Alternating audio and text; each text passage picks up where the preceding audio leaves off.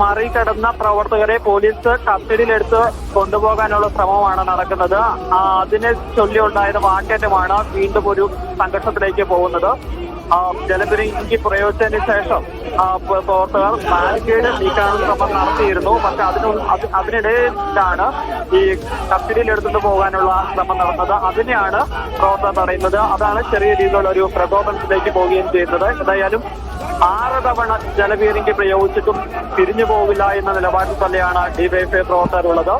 പക്ഷേ ബാരിക്കേഡ് നീക്കാനുള്ള ശ്രമം പരാജയപ്പെടുകയാണ്. കാരണം 2 ലെയർ ബാരിക്കേഡാണുള്ളത്. സാധാരണ നമ്മൾ ലെയർ ബാരിക്കേഡൊക്കെ വെച്ചാൽ വളരെ കുറച്ച് പ്രവർത്തകർ ഉണ്ടെന്നുണ്ടെങ്കിൽ അത് താഴെ നിന്ന് ഉയർത്തി മാറ്റാനുള്ള സാധ്യമാണ്. പക്ഷേ ഇത് അത്തരത്തിലുണ്ടാകാൻ ഇത് കാരണവശാലും പാടില്ല എന്നുള്ളത് കൊണ്ട് തന്നെ 2 ലെയർ ബാരിക്കേഡാണ് കൂട്ടിക്കെട്ടി വെച്ചിരിക്കുന്നത്. അതുകൊണ്ട് അത് അത്ര എളുപ്പമല്ല എന്നുള്ളത് കൊണ്ട് തന്നെ അത്തരത്തിലുള്ള ഒരു പ്രതിഷേധവുമായി മുന്നോട്ട് പോകുന്നെങ്കിലും അത് പരാജയപ്പെടുകയാണ്. ആ ഒരു സാഹചര്യത്തിലാണ് ഈ ബാരിക്കേഡ് മറികടന്നുകൊണ്ട് പ്രവർത്തകർ രാജ്ഭവനുള്ളിലേക്ക് എത്തിക്കാനുള്ള ശ്രമം നടത്തിയത്. പക്ഷേ രാജ്ഭവൻ ഒരു 100 മീറ്റർ വെച്ചാണ് ഈ ബാരിക്കേഡ് വെച്ച് തടഞ്ഞിരിക്കുന്നത്.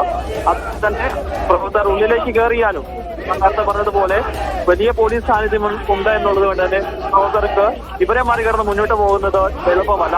പക്ഷേ അതിനുള്ളിൽ നിന്നുകൊണ്ട് തന്നെ പ്രതിഷേധം, വിക്ഷോഭം, വാക്കടക്കം എല്ലാം തുടരുകയാണ്.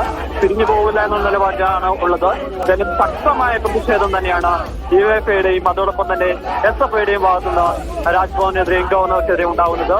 നേരത്തെ തന്നെ ഈ ഭാരതാംബ വിഷയവുമായി ബന്ധപ്പെട്ട് രാജ്ഭവനെ RSSന്റെ ശാഖയായി മാറ്റാൻ അനുവദിക്കില്ല എന്ന് പറഞ്ഞുകൊണ്ട് പ്രതിഷേധവുമായി രംഗത്ത് എത്തിയിരുന്നു.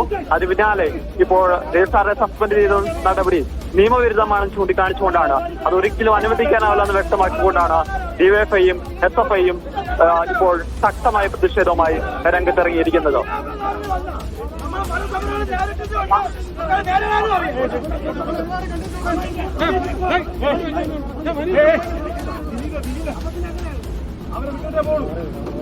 രാജ്ഭവന് മുന്നിൽ നിന്നുള്ള ഡിവൈഎഫ്ഐ പ്രതിഷേധത്തിന്റെ ദൃശ്യങ്ങളാണ് കാണുന്നത്. സ്ഥലത്ത് ഇപ്പോഴും സംഘർഷാവസ്ഥ തുടരുന്നു എന്ന് മനസ്സിലാക്കണം.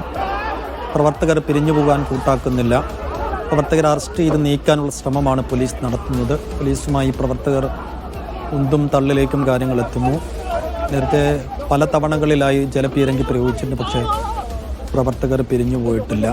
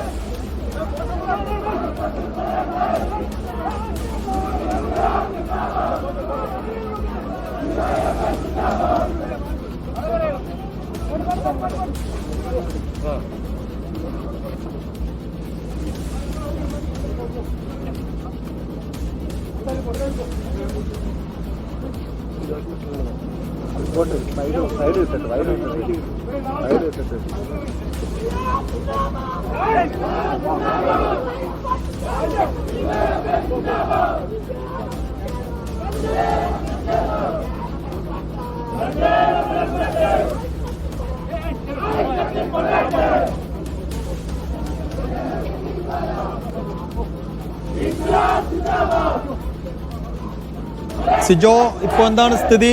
പ്രവർത്തകർ പിരിഞ്ഞു പോകാൻ കൂട്ടാക്കുന്നില്ലേ? പോലീസിന്റെ നീക്കങ്ങൾ എങ്ങനെയാണ്?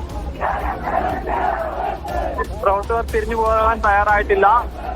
വശത്തും, അതായത് ബാരിക്കേഡ് മറികടന്ന പ്രവർത്തകർ അപ്പുറ വശത്തും പ്രകടനമായി എത്തിയ മറ്റ് പ്രവർത്തകർ നിന്ന് മുദ്രാവാക്യം വിളിക്കുകയാണ്. ഇപ്പോൾ പ്രവർത്തകർ അല്പം പുറകോട്ട് പിൻവാങ്ങുന്നുണ്ട്. അത് പിരിഞ്ഞു പോകുക എന്നുള്ളൊരു നിലപാടുകൂടിയല്ല. കാനപുരം എത്തിയതിനു ശേഷം ഉടൻ തന്നെ ഈ ബാരിക്കേഡ് മറിച്ചിടുന്നതിനും ഇതുമായി മുന്നോട്ട് പോവുകയായിരുന്നു. സ്വാഭാവികമായും നമ്മൾ പ്രതീക്ഷിക്കുക മുതിർന്ന നേതാക്കൾ ഉൾപ്പെടെ അല്പസമയത്തിനകം സംസാരിക്കും. അതിനുശേഷം മറ്റു നടപടികളിലേക്ക് പോകാനുള്ളത്. എന്തായാലും പോലീസ് അല്പം സമീപനം